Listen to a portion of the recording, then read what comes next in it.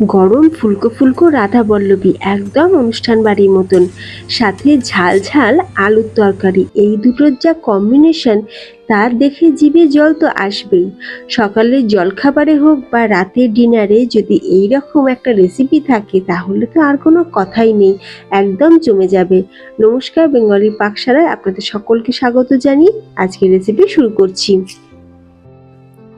সবার প্রথমেই এখানে আমি 200 গ্রাম বিউলির ডাল, যেটাকে আমি আগের দিন রাতে ভিজিয়ে রেখেছিলাম। যদি হাতে সময় থাকে তাহলে অবশ্যই 5 থেকে 6 ঘন্টা আগে ভেজাতে হবে।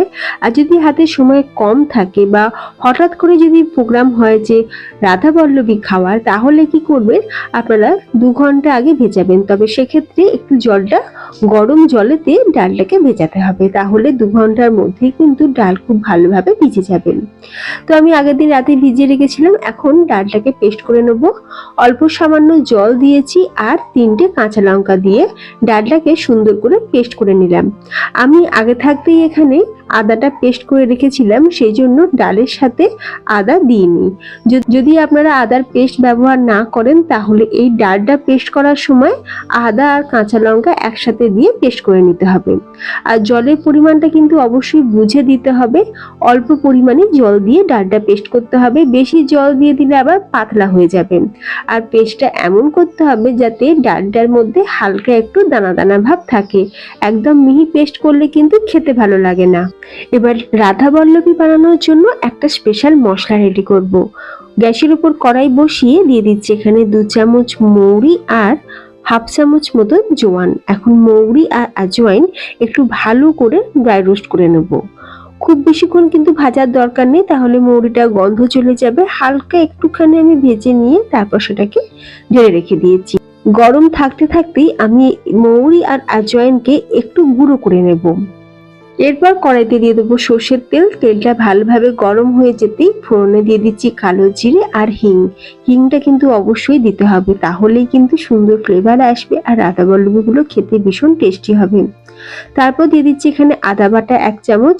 আদা তেলের মধ্যে দেওয়ার সাথে সাথেই দেখবেন ছিটকে আসে, সেই জন্য একটু জল দিয়ে দিলাম। আর দিয়ে দিচ্ছি হলুদ গুঁড়ো আর অল্প সামান্য একটু লঙ্কার গুঁড়ো। এখন খুব ভালো করে আমরা মশলাটা কষিয়ে নেব। গ্যাসের ফ্লেমটাকে এখন আমি লোতে রেখেছি। মশলাটা ভালো করে কষানো হয়ে গেলে তারপরে সেই ডালের মিশ্রণটা দিয়ে দিলাম।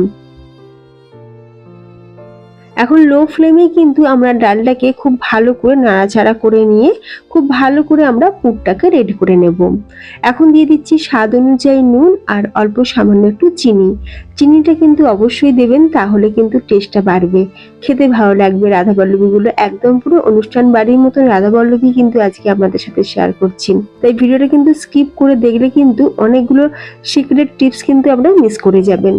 এরপর নাড়াচাড়া করতে করতে যখন দেখবেন যে ডালটা বেশ একদম আঠালো হয়ে গেছে আর বেশ কড়াই থেকে ছেড়েও দিচ্ছে, তখন আমি দিয়ে দেবো সেই ভাজা মশলাটা, যেটা আমরা ভেজে আধ ভাঙা করে গুঁড়ো করে রেখেছিলাম।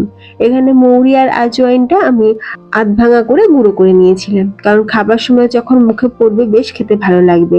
অনেকেই আবার জিরে গুঁড়ো ব্যবহার করেন, মানে জিরে ভেজে গুঁড়ো করে ব্যবহার করেন। তবে আমি মাকেও দেখেছি যে বিউলির ডাল যখনই বাড়িতে বানায় তখন কিন্তু মৌরি আদা বাটা মানে এগুলোই দেয়, খেতে ভালো হয়, টেস্ট বাড়ে বিউলির ডালের। আর যেহেতু বিউলির ডাল দিয়ে করছি তাই আমি জিরে গুঁড়োটা দেবো না। মৌরির যে ফ্লেভারটা সেটাই কিন্তু বেশি ভালো লাগবে রাধা বল্লভী। খুব ভালো করে মিক্স করে নিলাম, তারপরে একটা প্লেটে ঢেলে এটাকে ঠান্ডা হতে দেবো। ততক্ষণে আমরা ময়দাটা মেখে নেব। সেই জন্য একটা বোলের মধ্যে আমি এইরকম বড় বাটি 2 বাটি পরিমাণে দিয়ে দিলাম ময়দা। ওজনে ধরলে এখানে আমি 500 গ্রাম ময়দা দিয়েছি। এখন দিয়ে দিচ্ছি অল্প সামান্য পরিমাণে একটু নুন, অল্প সামান্য একটু হিং দিচ্ছি, মানে ওই 8 চামচ মতন আমি এখানে হিং দিলাম। আর দিয়ে দেবো সেই ভাজা মশলাটা। দিয়ে দিচ্ছি এখানে বড় চামচ 2 টেবিল চামচ সাদা তেল।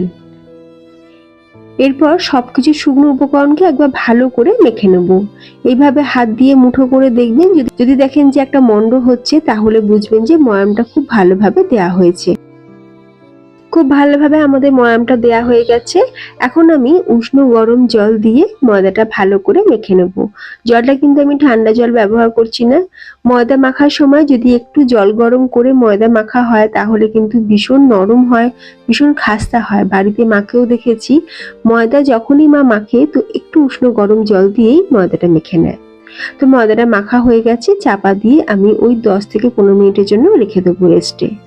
10 মিনিট পর আমি ময়দা থেকে ছোট ছোট লেচি কেটে নিয়েছি। এখন একটা লেচি নিয়ে আমি হাতের মধ্যে এইভাবে বাটির মতন করে শেপ দিয়ে নেব। দিয়ে তারপরে মাঝখানে আমি এই যে ডালের পুরটাকে মাঝখানে দিয়ে মুখটাকে বন্ধ করে দেব। ঠিক বাড়িতে কচুরি বানানোর সময় আমরা ঠিক যেভাবে পুর ভরে কচুরিগুলো বানাই সেইভাবে কিন্তু করে নিতে হবে। পুরের পরিমাণটা দেখে আপনারা বুঝতেই পারছেন আমি কিন্তু বেশ অনেকটা করেই পুর ভেতরে দিচ্ছি, কিন্তু ভাজার সময় দেখবেন একটাও ফেটে যাবে না, পুরো বেরিয়ে আসবে না। ময়দা মাখাটা কিন্তু একটু ভালো করে মাখতে হবে। কচুরি বানানোর ক্ষেত্রে বা ডালপুরি বানানোর ক্ষেত্রে ময়দা মাখা যদি ভালো হয় তাহলেই কিন্তু আমাদের কচুরিগুলো বা ডালপুরিগুলো একদম পারফেক্ট হয়। একে একে আমি সবকটা লেচির মধ্যেই কিন্তু পুরটা খুব ভালো করে ভরে নিয়েছি। এখন কিচেন স্ল্যাবের উপরে অল্প সামান্য তেল লাগিয়ে আমি এখন এই রাধাবল্লভীগুলোকে বেলে নিচ্ছি। বেলার সময় কিন্তু অবশ্যই খেয়াল রাখতে হবে ধারের দিকগুলোও কিন্তু একটু ভালো করে বেলতে হবে, না হলে আবার ধারের দিকটা মোটা থেকে যায়, ভালো লাগে না খেতে। তো খুব সুন্দর করে দেখতেই পাচ্ছেন আমি কিন্তু বেলে নিলাম।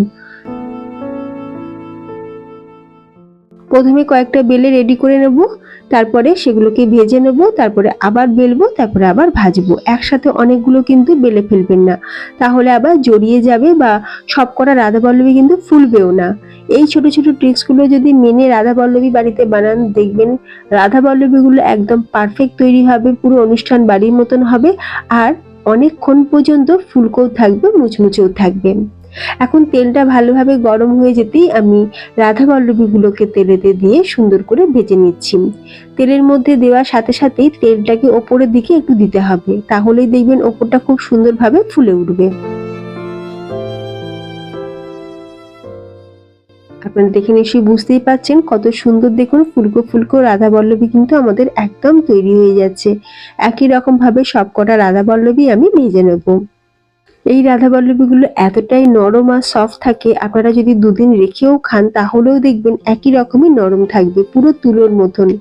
তো ফ্রেন্ডস, তৈরি আমাদের রাধাবল্লভী। এই রাধাবল্লভীর সাথে আমি বানিয়েছিলাম ঝাল ঝাল কষা কষা আলুর তরকারি। অনেকে আলুর দমও বানিয়ে থাকেন, তবে আমি একটা স্পেশাল আলুর তরকারি বানিয়েছিলাম, যার টেস্ট হয়েছিল কিন্তু দারুণ, একদম পুরো দোকানের মতন তরকারির টেস্ট হয়েছিল। আর এই তরকারির রেসিপি যদি আপনারা চান তাহলে আমাকে কমেন্টে জানাবেন, আমি এই আলুর তরকারির রেসিপিটাও আপনাদের সাথে শেয়ার করব। একটা রাধাবল্লভী ভেঙে আমি আপনাদের দেখাচ্ছি, আপনারা দেখে নিশ্চয়ই বুঝতেই পারছেন যে কতটা, দেখুন পুরো ঠাসা। আর রাধাবল্লভীগুলো কিন্তু একটাও ভেঙে যায়নি, প্রতিটা রাধাবল্লভী হয়েছে একদম পুরো ফুলকো ফুলকো, সেটা আপনারা দেখে নিশ্চয়ই বুঝতেই পারছেন। তো আপনাদের কেমন লাগলো আজকের এই অনুষ্ঠান বাড়ির মতন রাধাবল্লভী রেসিপি কমেন্টে অবশ্যই জানাবেন। ভালো লাগলে বাড়িতে একবার এইভাবে ট্রাই করতে পারেন। রোজ একঘেয়েমি রুটি তরকারি না খেয়ে একবার একটুখানি কষ্ট করে বা একটু খাটনি করে যদি এইরকম একটা রেসিপি বানিয়ে নেওয়া যায় তাহলে কিন্তু পরিবারের সকলের খেতে খুব ভালো লাগে। রেসিপিটা ভালো লাগলে আত্মীয় স্বজন বন্ধুদের মধ্যে শেয়ার করে দিতে পারেন। আর যে সকল বন্ধুরা এখনো আমার চ্যানেলটি সাবস্ক্রাইব করে উঠতে পারেননি, আপনাদের কাছে রিকোয়েস্ট রইল চ্যানেলটি সাবস্ক্রাইব করে পাশে থাকা বেল আইকনটা প্রেস করে রাখবেন। তাহলে আজকের মতো ভিডিওটা এখানেই শেষ করলাম। ধন্যবাদ।